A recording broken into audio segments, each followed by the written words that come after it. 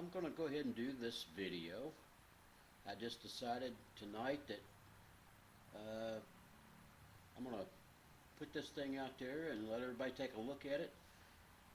And so anyway, the box art that you see is pretty much exactly how I built the vehicle. So everybody's seen the box, I'm sure, by now. So let's see the car. Excuse the shadows. I'm out in the garage. So yeah, the sun's coming in the front. But just thought we would take a look at it and kind of go over it. The paint is the actual grabber blue. I had a body shop to mix the color that was the actual blue color that went on the vehicle back in 1970. So that's going to be accurate color-wise. It didn't turn out 100% like I'd like, but it's a good 10-footer. Did a lot of detail.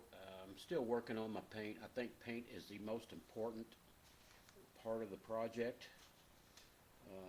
So you know, but I'll kind of go over the problems I had with this one.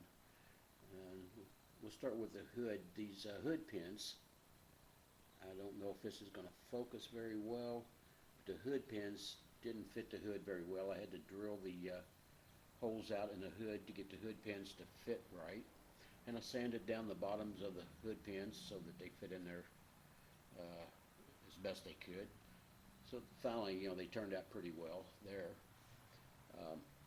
The mirrors, well, I painted them the same time I painted the body, and they were perfect. They sit around there. Again, I don't know how much you can see.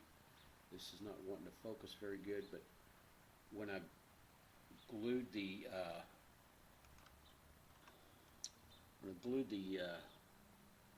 chrome mirror part, if you will, in, I taped around it so it would stay in there. When I pull the tape off, there's divots on the top of the mirrors, and it happened on both sides. So very strange. Don't know what caused that. I don't have the louvers on the back glass. I just really kind of like the way it looked without it. So I left that alone there. And like I said, again, I'm hoping this thing is focused better than it looks like from what I'm seeing.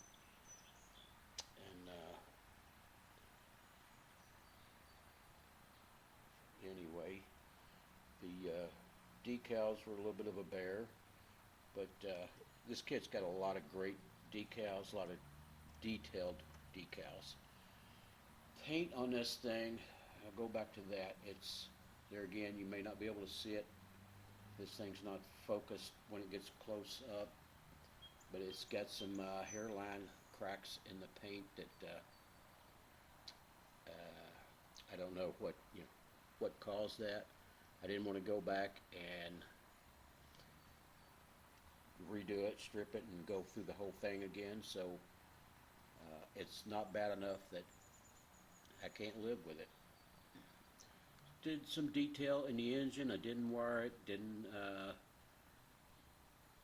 I mean, I just kind of paint and all box stock pretty much.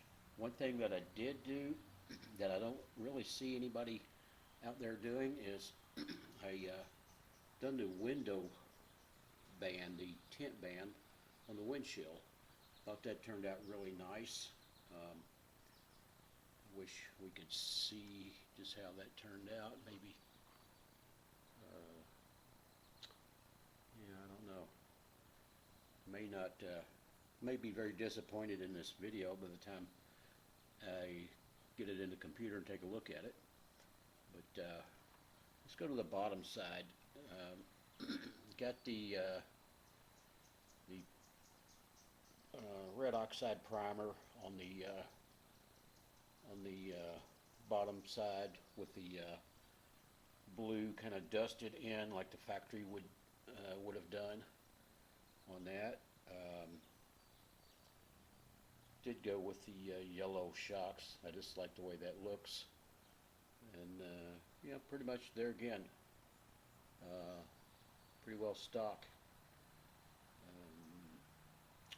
So all in all, the kit is a great kit. I'm going to buy another one and do it again sometime. But I've got so many on my plate that it might be a little bit down the road before that happens. But so basically, it's Friday afternoon. I'm sitting here with my Torino and my Yeti. So Joe, if you're watching this, ignore that. And just kind of thought I would throw this, excuse me, throw this out there and see what everybody thought about it. And we'll kind of call it that for now, and we'll do it again sometime soon. Thanks, guys.